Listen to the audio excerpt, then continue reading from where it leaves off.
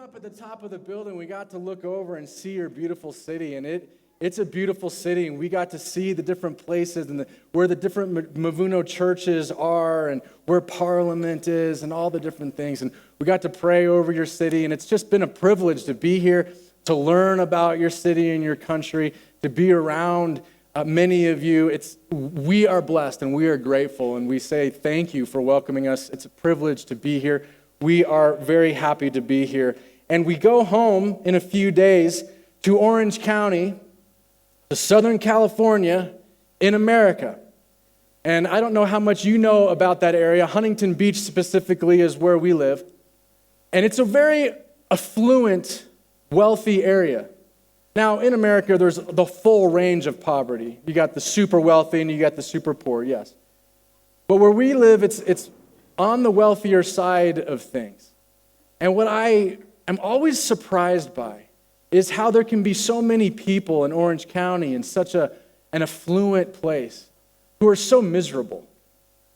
They have so much and yet have so little at the same time.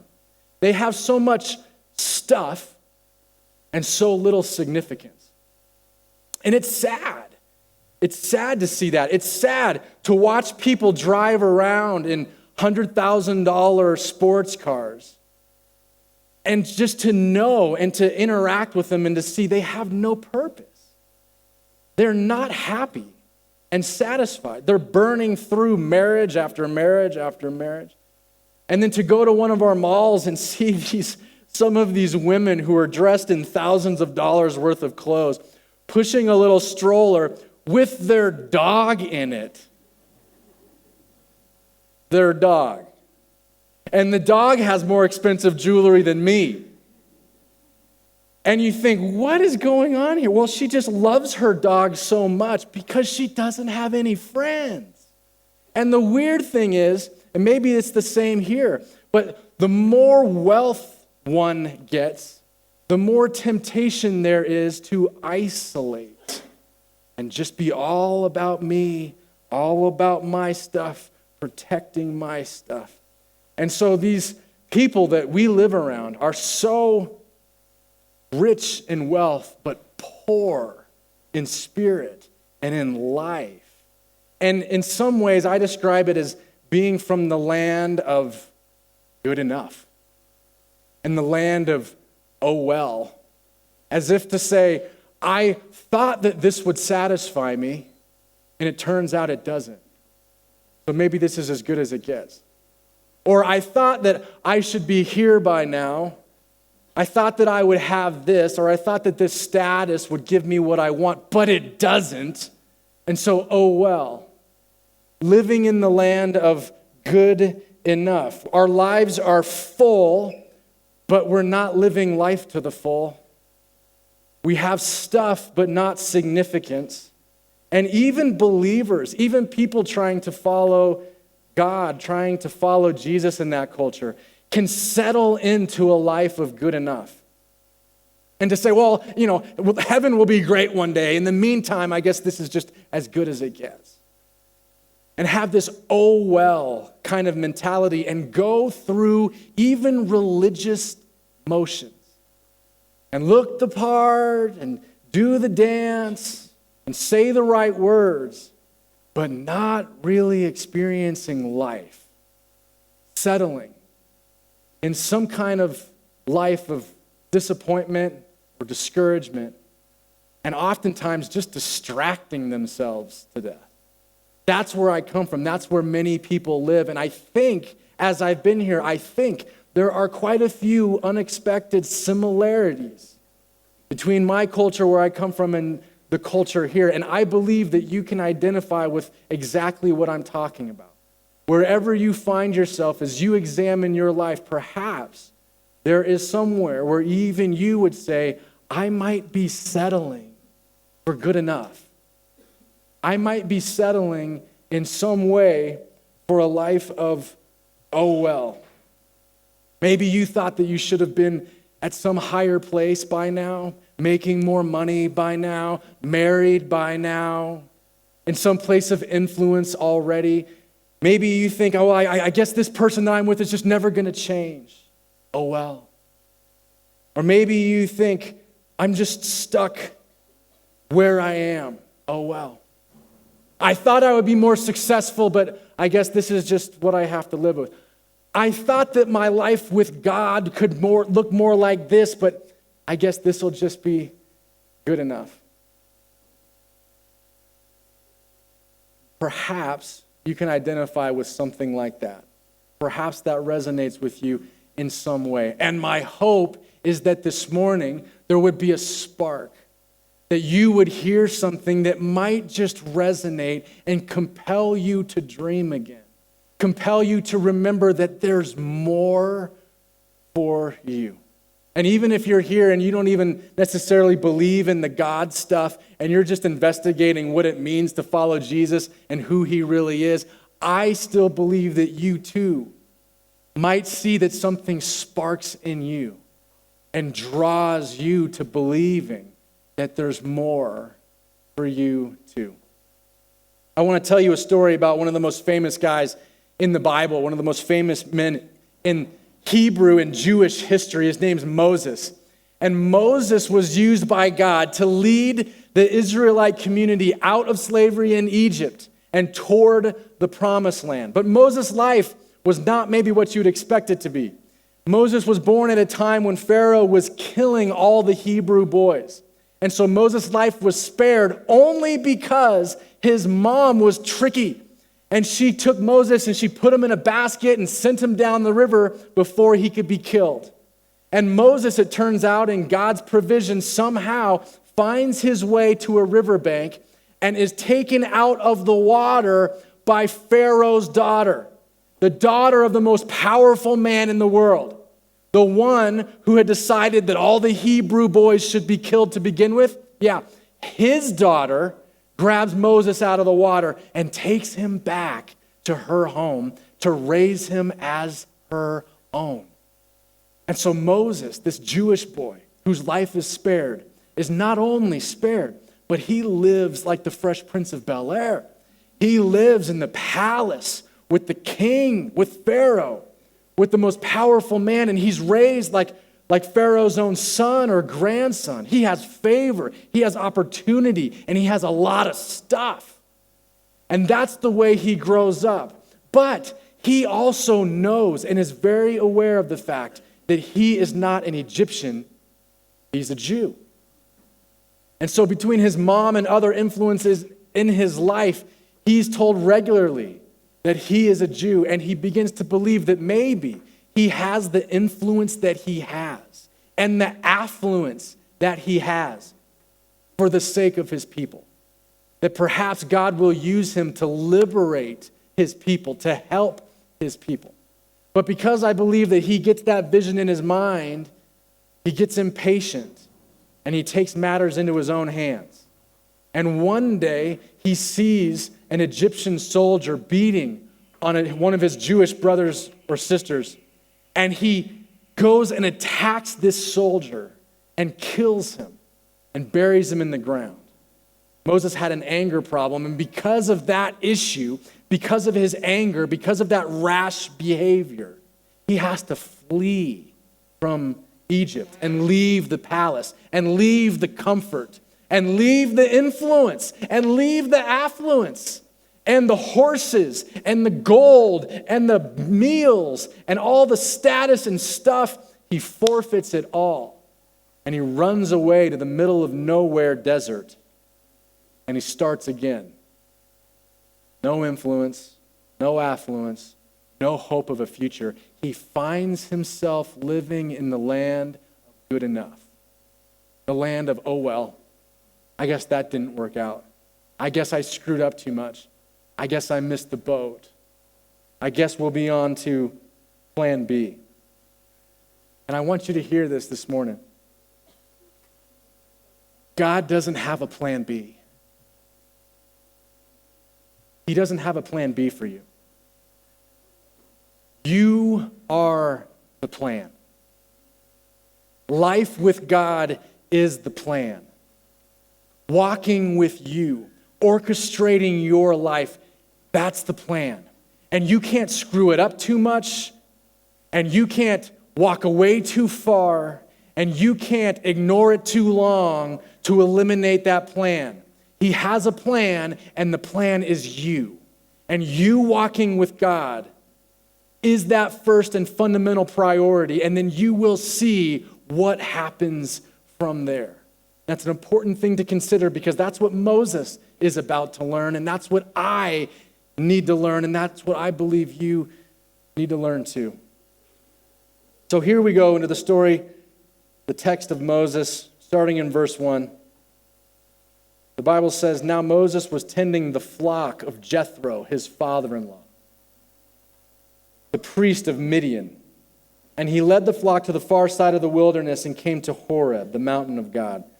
There the angel of the Lord appeared to him in flames of fire from within a bush. Moses saw that though the bush was on fire, it did not burn up. So Moses thought, I will go over and see this strange sight, why the bush does not burn up." So here's the thing. This is probably an area where Moses had spent time before. He was a shepherd. He took care of the sheep for his father-in-law. He didn't even have his own animals. He worked for his father-in-law. And so he was in this area 40 years working for daddy-in-law and taking care of animals. That's his life now. And so this was an area that the animals would graze, and he would watch them, and he would take care of them, and he would protect them from attacks of other animals. He would make sure that they were fed. And so he wandered around in this area of the desert regularly. I think he had been in this place before. But on this day, he notices something. And he notices some smoke coming up from over here. And he thinks, that's interesting. And he looks at it from afar and he sees that it's a bush on fire. And I don't know if that happened all the time. It probably did happen here and there. And so I imagine he just ignored it. And he went back and checked on his sheep. But he came back that way a little while later and he saw that there's a bush that's on fire and the bush isn't burning out. So he got a little bit closer to investigate. He gets closer to this bush that's on fire and not burning out. Now, here's the thing. God ends up talking to him out of this bush. And what I think happens in many of our lives is that we ignore little signals.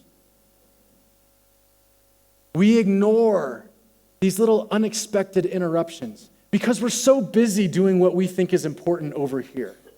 And we miss God speaking out of the ordinary little bush.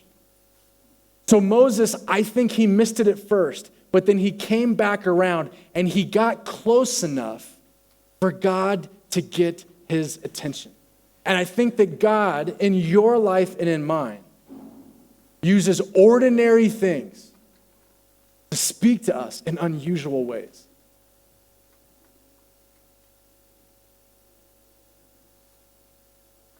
Verse 4, when the Lord saw that Moses had gone over to look, God called to him from within the bush. "Moses, Moses," he says. And Moses said, "Here I am." Here I am, bush that's talking to me. "Do not come any closer," God said. "Take off your sandals, for the place where you are standing is holy ground." Then he said, "I am the God of your father, the God of Abraham, the God of Isaac, and the God of Jacob."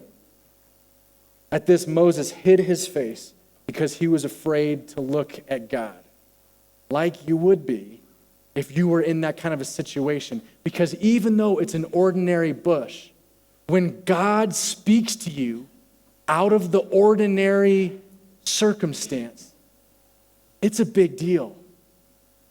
And before you take your next step, you fall on your knees and recognize this is the God of the universe. He keeps this whole world turning. He keeps life in existence. He keeps blood flowing. He keeps oxygen in my lungs. And not only here in Nairobi and in Africa, but on the other side of the world, all at the same time, he's sustaining life, and he is speaking to me.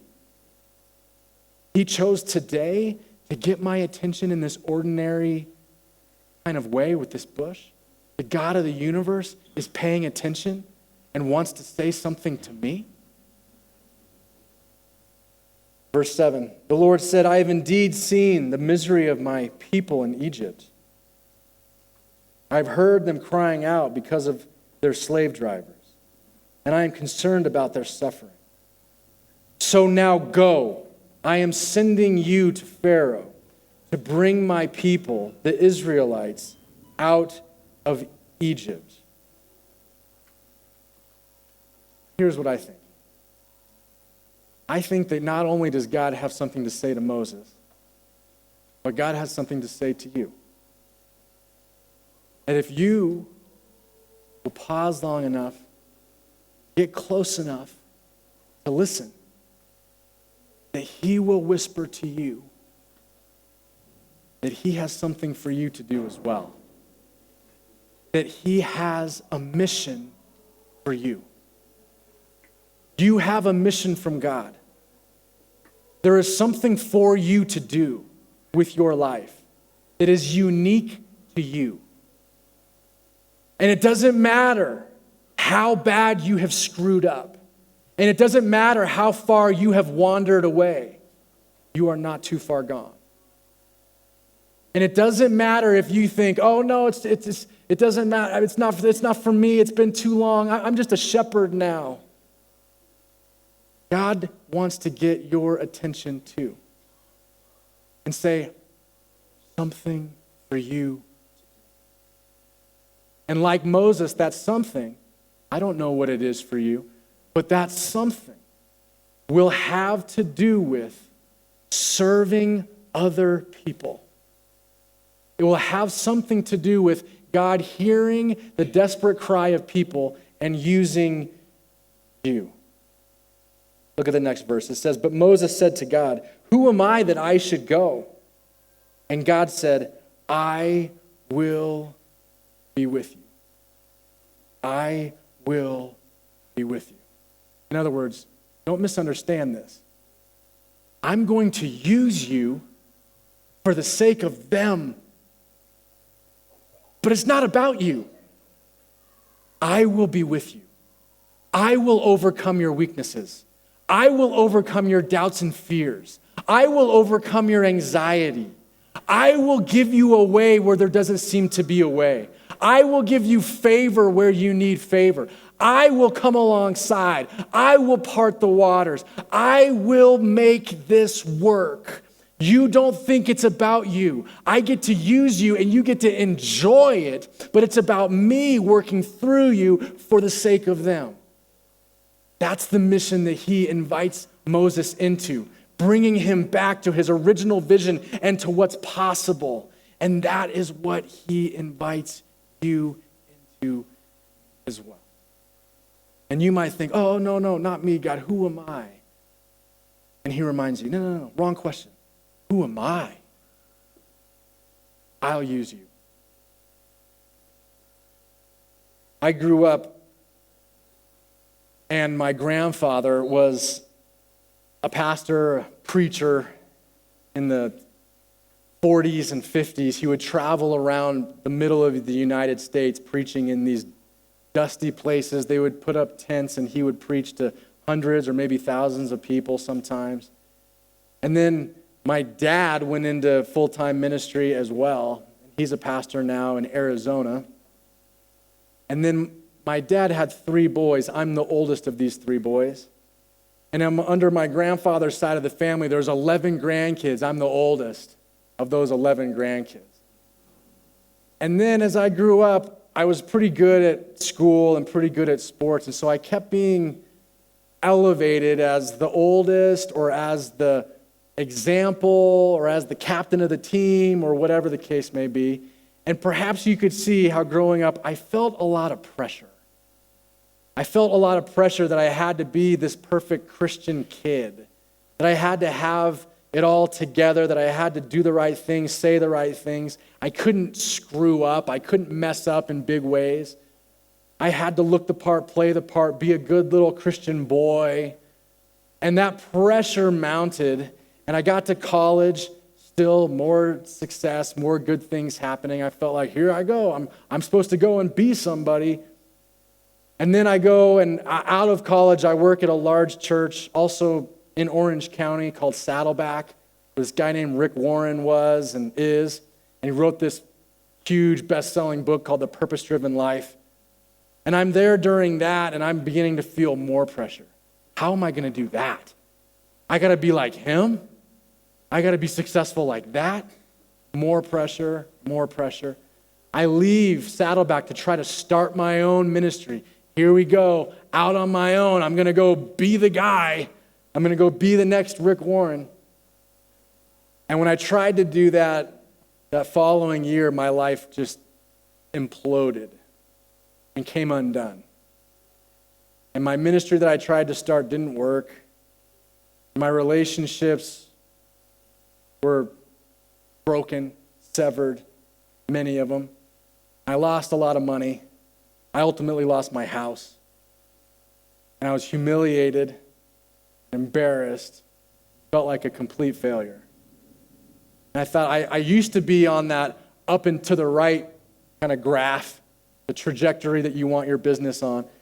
And now my life is like this, straight down. And I've never done this before. I've never done failure and embarrassment before. And so I shut down the little organization that I started, and I just tried to look for what else I could do. Not ministry, certainly. I'm done with ministry. How about if I just make some money doing something else? And so I tried for several years, and I tried other things, and I tried to avoid ministry, and I thought, well, that's done with. Whatever vision or plan that I saw before, that I thought that God might use me to do, that's over. And then about 7 years into that journey, God brought some relationships and orchestrated some things in my life and was, I felt, just drawing me back. There are little burning bushes whispering, saying, no, I want you to go this way. I want you to go this way. And I thought, no, you got the wrong guy. I don't want to work for a church again. I already screwed up too much. I don't need that kind of embarrassment again.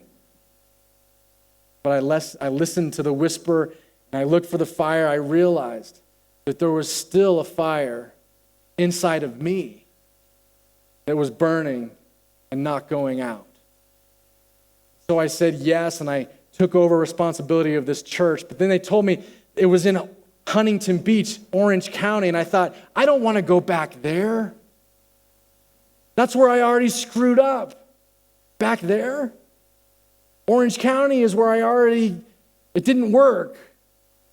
Okay, I'll go back there.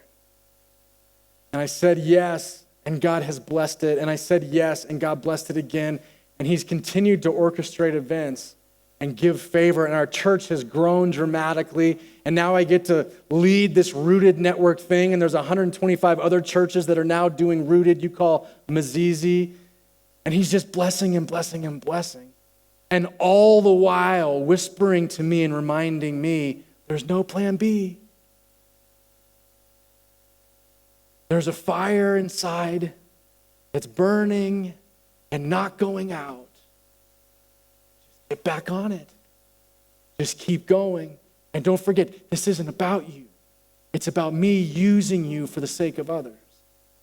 Inviting me into that mission from God. And He's inviting you to. And you can't go too far away, and you can't get too far outside. You can't do enough wrong stuff. You can't reject Him too many times. You can't give up on Him too many times. You can't wander too far away. He will draw you back. If you look for those little burning bushes, He will whisper, He will guide, He will point you in the direction of your mission. And He will fan that fire that's in you, that's burning and not going to go out. And He will say, I have something for you to do. It's not about you. I mean, you get to enjoy it, but it's about me being with you, serving them. That's the invitation this morning. That's what you and I get the privilege of being a part of. Even if you're here and you're not even sure you buy into the whole thing whatsoever, ask yourself, Is there a signal? Is it possible that just maybe God's been trying to get your attention? And would you slow down long enough to get a little bit closer, still, and to see if God might speak to you? You have a mission from God. Will you say yes? Will you follow him? He's inviting you into an adventure. Let's pray. God, we are grateful. We are thankful that you have brought us here this morning for such a time as this, to hear from you, to be guided, to be prompted, to be encouraged, and to be invited into the adventure of our life, that we would say, yes, we will follow you. We receive from you. We trust you. We thank you that you do not give up on us.